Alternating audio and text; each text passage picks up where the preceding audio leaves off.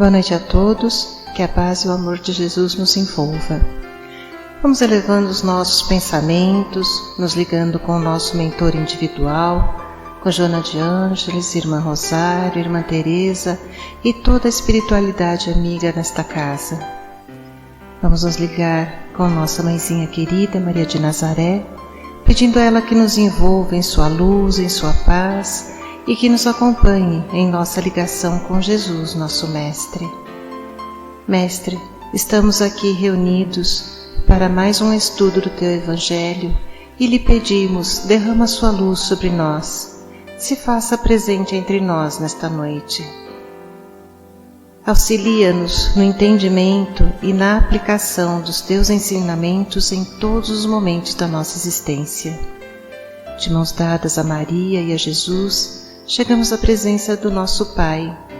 A Ele agradecemos pelo que somos, pelo que temos, pela oportunidade desta encarnação e elevamos os nossos corações e pensamentos em louvor e agradecimento, dizendo a Ele: Pai nosso que estais nos céus, santificado seja o vosso nome, venha a nós o vosso reino, seja feita a vossa vontade, assim na terra como nos céus. O pão nosso de cada dia dai-nos hoje, perdoai as nossas ofensas, assim como nós perdoamos a quem nos tem ofendido. E não nos deixeis cair em tentações, mas livrai-nos de todos os males, pois vossos são o reino, o poder e a glória para todo sempre. Que assim seja, Senhor. Graças a Deus. E vamos nos ligando neste momento com as equipes de tratamento da casa. Vamos pedir a luz branca do Cristo sendo projetada sobre todos os nossos assistidos, para que eles recebam dessa maneira a luz, a paz e uma harmonização. Vamos nos ligar com as equipes de P2 e pedir a projeção da luz azul em todo o sistema nervoso central dos nossos assistidos, trazendo o equilíbrio e a força para esses centros de força. Vamos nos ligar com as equipes de CH, pedindo a projeção da luz rosa no cardíaco dos nossos assistidos, para que a confiança, a fé e a esperança se fortaleçam em cada um deles. Nos ligamos nesse momento com as equipes de P3B e pedimos a projeção da luz branca do Cristo, da luz azul, na mente e no coração de cada assistido. Vamos pedir também que sejam feitos todos os cortes de ligação que se fizer necessário e que essas energias sejam levadas para o astral para o melhor tratamento. Vamos pedir a projeção da luz azul que vai envolver o sistema nervoso central, periférico e neurovegetativo. Um rosa claro no cardíaco para aumentar os bons sentimentos, um amarelo claro no frontal para fortalecer os pensamentos positivos, a confiança e a ligação com o mentor individual, e uma cúpula rosa clara vibrante da cabeça aos pés para que o tratamento permaneça até quando for necessário. Aos assistidos de saúde, vamos pedir a projeção das cores do arco-íris, que eles fiquem envolvidos numa cúpula protetora até quando for necessário. Que assim seja, Senhor. Graças a Deus. Convidamos a todos para que assistam, neste momento, à palestra que será posta no ar. Que assim seja. Nos ilumina, Senhor, para todos os aprendizados. Ilumine e ampara a Célia, que nos trará a palavra do Evangelho desta noite. Que assim seja.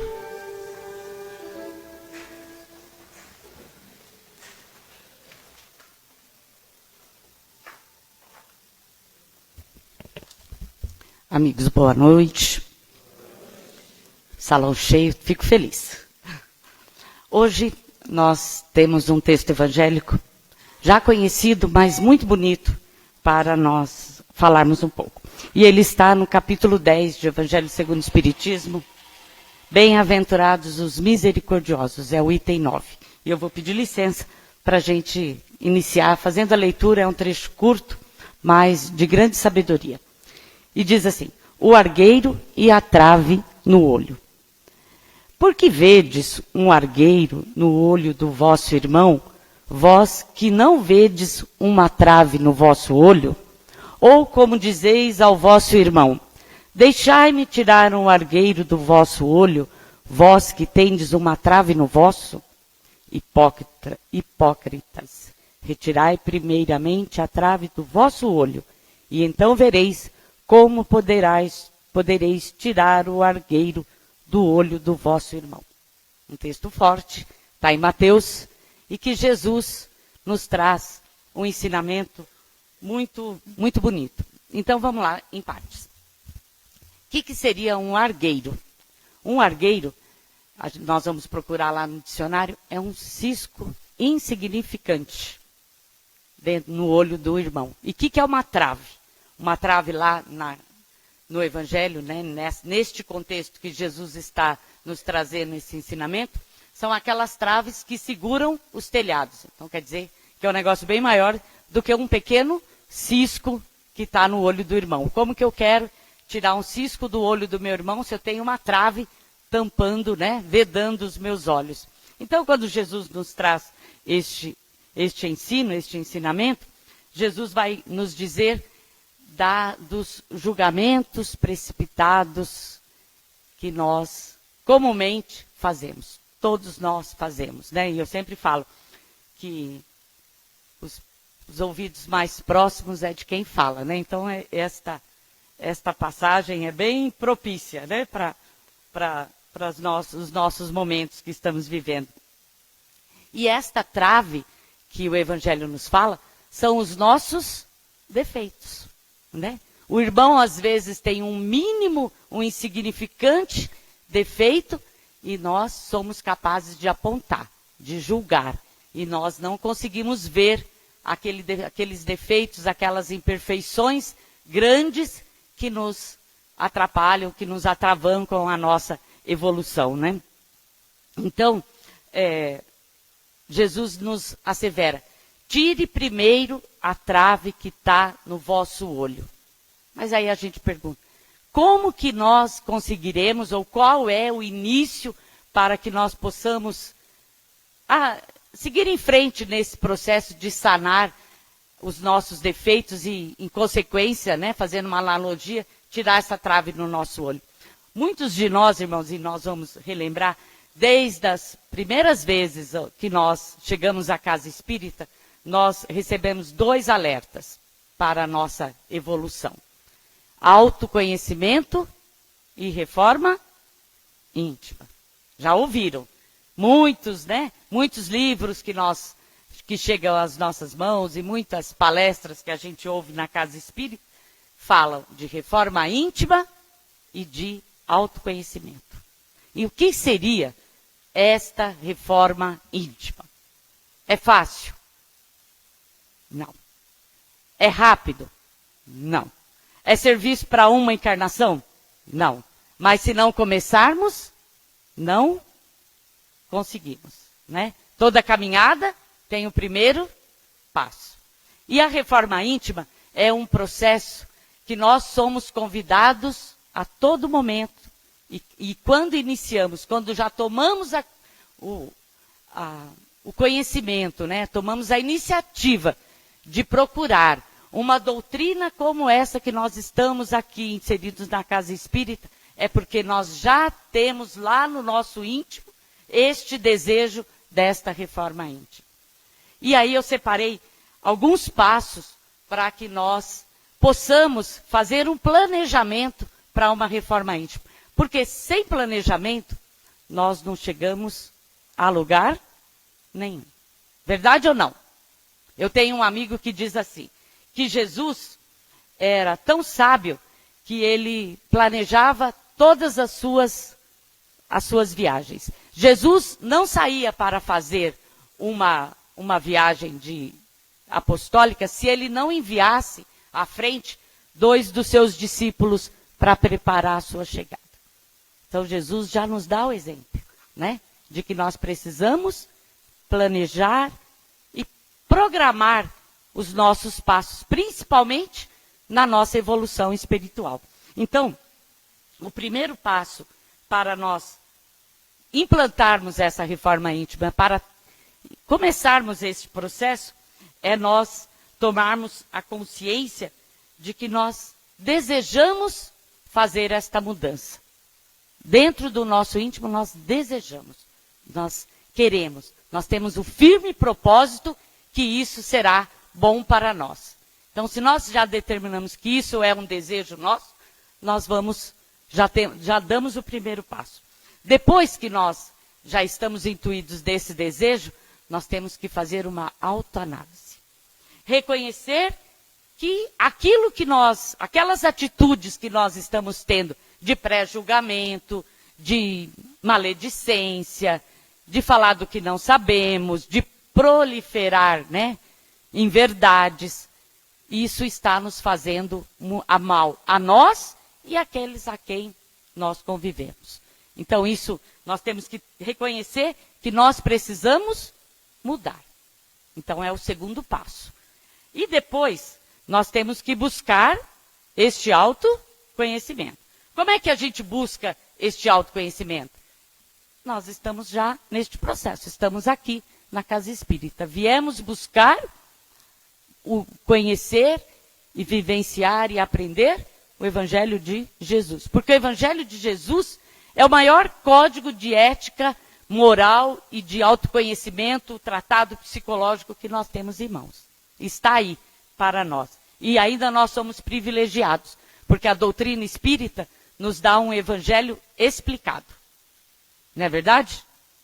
O evangelho, segundo o Espiritismo, traz ali no seu conteúdo os ensinos morais de Jesus explicados um por um. As bem-aventuranças estão ali explicadas para nós. É nós nos debruçarmos para aprender e vivenciar. Emmanuel, esses dias, tinha um livro em mãos que se chama Estude e Viva, um livro de Chico Xavier, e que tem as psicografias de Emmanuel e de André Luiz. Logo no prefácio deste livro, Emmanuel nos alerta assim, que nós somos capazes de gastar muito tempo, muitos minutos, muitas horas, numa conversa familiar, de falar, né, das nossas imperfeições e das imperfeições daqueles que convivem conosco, e temos muita dificuldade em empregar meia hora no estudo evangélico. Falei, poxa vida, né, vamos fazer uma retrospectiva, se nós já não nos envolvemos numa conversa, né, improdutiva, e quando nós temos que nos dedicar alguns minutos num estudo evangélico, a gente vai encontrar 1000 empecilhos e 1000 impedimentos para isso, né? Então, esta busca do autoconhecimento vai fazer com que, aos poucos, nós vamos eliminando, como Paulo diz, aquele homem velho que está conosco e trazendo para o nosso íntimo aquele homem novo que conhece os ensinos de Jesus e que põe em prática os ensinos de Jesus. Mas até aí, né, não é muito, já são alguns passos, mas a doutrina nos diz que nós temos que ser vigilantes. Sabermos quando e onde nós colocamos as nossas intenções e as nossas vibrações. Onde que quando nós somos visitados por aqueles pensamentos negativos, se nós damos abertura para que eles penetrem no nosso íntimo. Nós temos que ser vigilantes. E quando nós trazemos a vigilância para a nossa conduta diária, nós aprendemos a ser gratos, né? Por quê? Porque daí nós vamos ver que recebemos muito mais bênçãos e muito mais favores da espiritualidade do que, né, percalços na nossa vida. Nós vamos mudar o nosso padrão de vibração e de pensamento. E aí a gente fala assim, mas esse trabalho de reforma íntima dá muito trabalho. E dá mesmo, né? Mas é possível.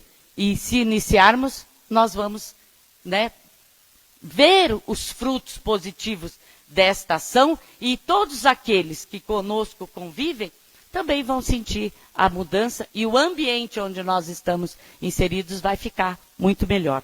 E nós temos na nossa vida e na doutrina nos TARS muitos exemplos de irmãos que foram capazes de grandes reformas e de grandes mudanças de atitude. É claro que estão bem, são espíritos, né, de escola, mas que são exemplos para nós. Nós temos Paulo, que antes era Saulo e que mudou toda a sua conduta. E nós temos aí o cristianismo nos padrões que nós temos, graças ao trabalho de Paulo, né? Nós temos Santo Agostinho, que traz dentro do Evangelho segundo o Espiritismo mensagens maravilhosas, que durante 33 anos teve uma vida desregrada e depois aí, das suas mudanças de postura, foi um doutor dos ensinos de Jesus e tantos ensinos nos traz, né? Então, nós temos, para esta reforma íntima, como eu disse, nós temos que fazer um planejamento. E feito esse planejamento, colocar em prática. E aí nós vamos retroceder em algumas vezes? Certamente que sim. E por isso que o Evangelho e o Livro dos Espíritos, na pergunta 919, nos traz uma conduta, um padrão e um exercício muito prático, e muitos dos senhores já devem ter ouvido, né? Aquela máxima de Santo Agostinho que diz que a toda noite ele passava em revista do que ele tinha feito durante o dia. Se ele tinha prejudicado alguém, se ele tinha deixado de fazer o bem que ele poderia ter feito. E aí, fazendo esta reflexão, ele fazia aquele firme propósito de, no outro dia, errar menos, né? E eu tenho uma amiga que diz assim, que ela achava melhor que a gente fizesse essa revista logo pela manhã, porque se fizermos à noite, capaz de perdermos o sono. Então, né, é uma dica, né? Então, assim, mas em algum momento do nosso dia, nós fazemos essa reflexão, né? Será que eu estou fazendo tudo que eu posso? Será que eu estou dando abertura àquelas práticas que não são positivas, que vão me trazer consequências desagradáveis? Então, está lá na pergunta 919, se os senhores forem procurar no Livro dos Espíritos, vai estar muito mais explicado, né? Qual era este exercício de autorreflexão que Santo Agostinho dizia. Então, e quando nós fazemos esses julgamentos e não enxergamos aquela trave que tem no nosso olho e conseguimos, né, ver todos os defeitos que o nosso irmão tem e nós não, nós estamos bonitinhos, né? Bonito na foto. Então o Evangelho nos traz aquela passagem do fariseu e do publicano no templo, que o fariseu está lá, os dois estão em oração, e o fariseu, que era o doutor da lei na época, olha para aquele publicano que não era muito bem visto para a sociedade, porque os publicanos no tempo de Jesus eram os cobradores de impostos, e ninguém gosta de pagar imposto naquela época e nem agora, né? Então eles não eram muito bem vistos. E o fariseu, nas suas preces, fala, né? Olha, eu que sou um homem de bem, que faço jejum, que contribuo, que trago a oferenda, e olha esse um aí que não, né? Que só faz coisa errada. Então o que é isso? E nós, na nossa vida diária, muitas vezes nós nos comparamos, né? E nos sobrepomos àqueles nossos irmãos, porque nós não temos defeito, mas os outros estão carregados de defeitos, né? Então, quem sai justificado do templo? O publicano, porque lá na sua prece, ele reconhecia todos as suas imperfeições e pedia e rogava a Deus que o ajudasse a melhorar, que o ajudasse a progredir.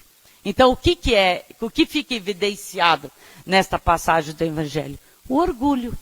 Né, o orgulho que nos permeia. E o Evangelho fala que o orgulho é o pai de todos os vícios. E que anula, em consequência, muitas virtudes que às vezes nós já conseguimos lá germinar dentro de nós, mas o orgulho é capaz de anular muitas virtudes.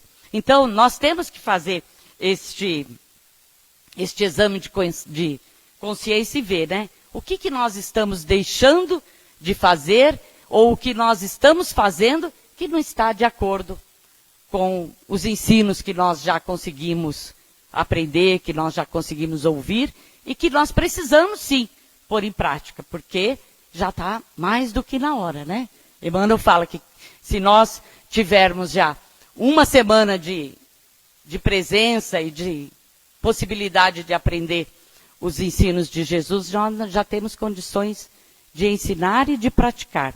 Então, quantas vezes nós já viemos na casa espírita, quantas vezes já ouvimos palestra, quantas vezes, né, nós já tivemos contatos com isso, mas ainda somos relutantes em colocar em prática, né? Então, precisamos mesmo, com bastante afinco, nos apropriar deste planejamento e iniciar este processo de reforma íntima. E a casa, o Joana de Ângeles, é uma casa que prima muito pelo ensino, né? Nós temos escolas sistematizadas de ensino da doutrina, e é um convite.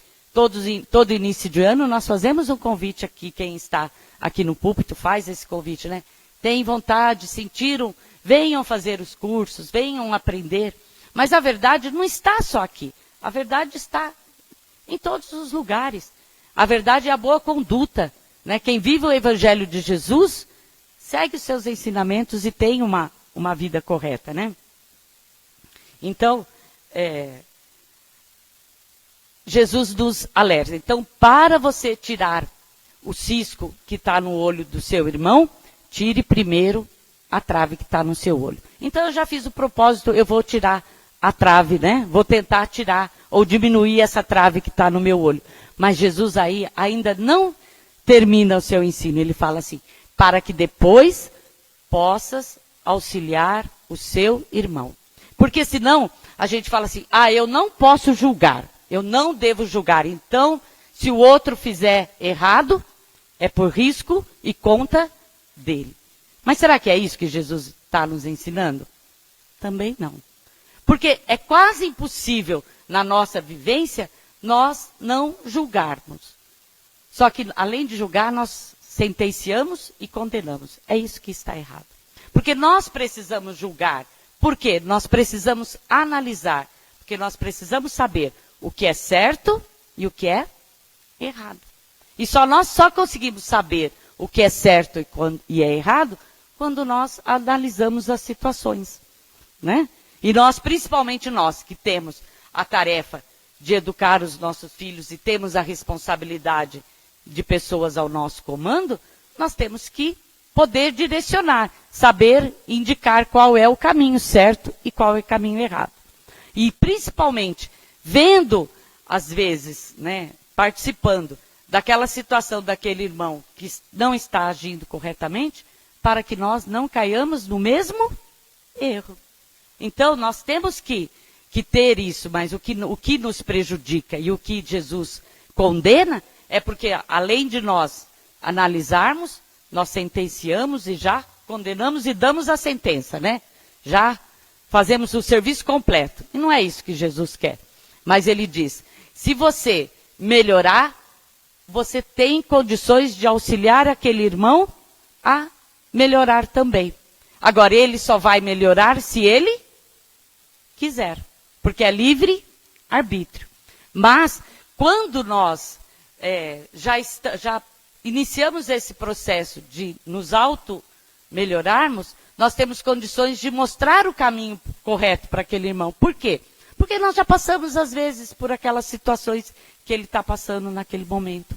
Né? Ele já vivenciamos e já sabemos. Agora, ele pode aceitar ou não, não é verdade? Às vezes a gente quer alertar alguém e aquela pessoa não quer aceitar. É livre-arbítrio. É livre-arbítrio da criatura. Ação e reação, que é um outro ensino e uma outra lei que a nossa doutrina é muito coerente.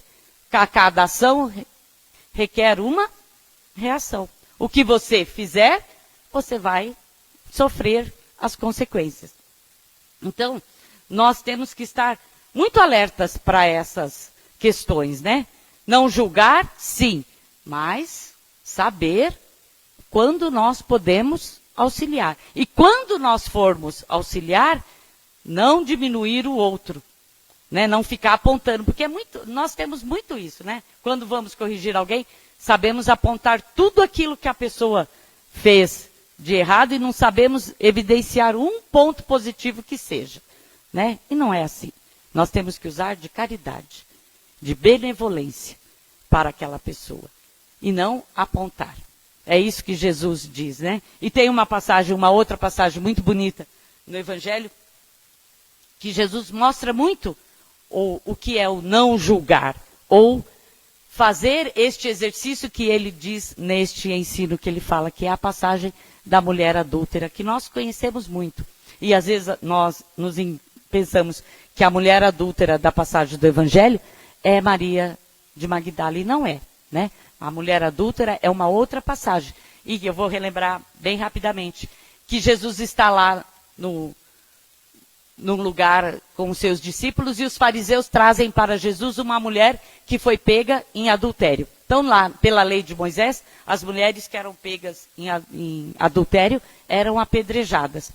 E nesta passagem do Evangelho, na realidade, os fariseus querem colocar Jesus numa situação um tanto quanto difícil, né? Porque se Jesus falasse para os fariseus que devia apedrejar aquela mulher, diziam que Jesus não estava agindo com caridade, né? Não era isso que Jesus pregava. Se Jesus dissesse que deixasse que ela fosse, que a perdoasse, Jesus estava indo contra as leis mosaicas. E Jesus, no primeiro capítulo do Evangelho, Jesus diz que ele não veio destruir a lei. Ele veio dar cumprimento à lei, só que amorosamente. Então, os fariseus começam a perguntar, a questionar Jesus, e contra o Evangelho que Jesus fica ali, né, ouvindo, e Jesus continua escrevendo enquanto eles estão questionando a Jesus. E aí, terminado o questionamento dos fariseus, Jesus olha para eles e diz: quem não tiver pecado, que atire a primeira pedra. E abaixa a cabeça e continua ali na sua ação. E conta o Evangelho que dos mais velhos para os mais novos, todos foram saindo. E quando Jesus ergue os olhos, só está ele e a mulher adúltera. E Jesus pergunta para ela: cadê aqueles que te condenaram? Aí ela diz para ele: foram todos, Senhor. Aí Jesus diz para ela: eu também não te condeno, mas vá e não peques mais. Este aí é este ensino que a gente está dizendo que Jesus usou de muita caridade com a mulher. Ele dá o alerta para ela: eu também não te condeno, mas vá e não peques mais. Em algumas traduções ainda diz assim: para que coisa pior não lhe venha a acontecer. Então é isso que é nesses exemplos de Jesus que nós temos que nos espelhar. Eu sei que é difícil. Às vezes quando nós estamos naquele calor da discussão, ou quando somos, às vezes, injustiçados, né? Quando sofremos alguma injustiça, nós nos condoemos e aí queremos dar o revide, mas a doutrina diz que não é este o caminho que nós temos que seguir. E que nós temos que cuidar daquilo que sai da nossa boca, né? Se não vai ferir o outro, se aquilo que nós estamos falando realmente é verdade, se no lugar do outro eu gostaria que tivesse sendo dito aquilo da minha pessoa, né? Então são exames e são questionamentos que nós temos que fazer antes de emitir qualquer julgamento, qualquer juízo de valor sobre quem quer que seja, por mais que aquela pessoa às vezes não tenha uma conduta tão exemplar, né? E às vezes, quando nós não podemos, e existem os momentos, ou existem aquelas pessoas que nós não temos acesso, às vezes, para dar um conselho, para ter uma conversa, ou para mostrar alguma posição diferente, aí o Evangelho diz ainda que nós temos ainda mais um recurso, que é o recurso da prece. Nós podemos orar por aquela pessoa, né? Pedir que os bons espíritos a intuam, que façam com que ela veja os pontos que ela não está ainda agindo corretamente, e entregar para a espiritualidade, porque quando nós não podemos fazer, né, pedimos o auxílio e nunca ficamos em vão. Então, esta mensagem deste ensino de Jesus é uma mensagem que toca profundamente, porque é uma questão que permeia a nossa convivência, seja no trabalho, seja no âmbito familiar, seja no grupo social que nós vivemos. Às vezes nós nos deparamos com julgamentos e com, alguns posicionamentos que trazem muita dor, muito desconforto, muito desentendimento e muitas inimizades também.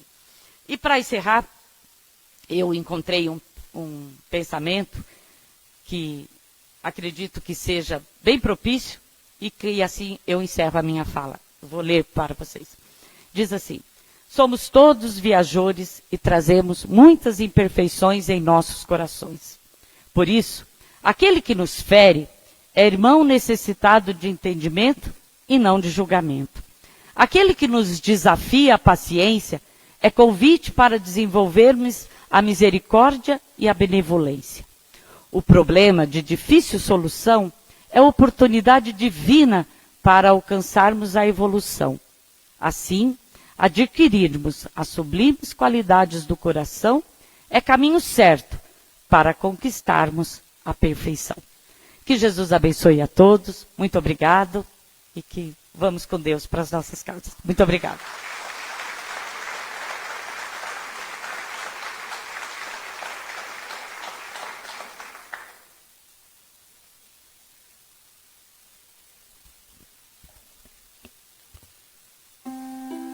Serenando novamente, nos ligando ao nosso mentor, dizendo a este amigo: obrigado. Obrigado por todo o teu amparo, toda a tua proteção. Receba agora, meu querido amigo, o meu abraço e esteja sempre comigo. Vamos chegando até a irmã Teresa, irmã Rosário, Joana de Ângeles, agradecendo por tudo que recebemos nesta casa abençoada. E com Joana, vamos chegando novamente, Mãe Maria. Mãezinha querida, nós te agradecemos por todo amparo, toda proteção, e te pedimos que mantenha este manto de luz sobre nós durante toda essa semana. E Maria nos leva novamente a Jesus, a quem agradecemos. Mestre querido, queremos agradecer pelo sacrifício que fizeste por encarnar entre nós, pelos teus ensinamentos e tua exemplificação.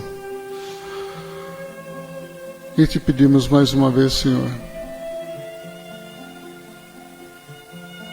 coloca um bálsamo sobre nossas chagas e nos leve, Senhor, até Deus, nosso Pai. E a Deus, em louvor e agradecimento, dizemos: Pai nosso que estais nos céus, santificado seja o vosso nome, venha a nós o vosso reino, seja feita a vossa vontade, assim na terra como nos céus. O pão nosso de cada dia nos dai hoje.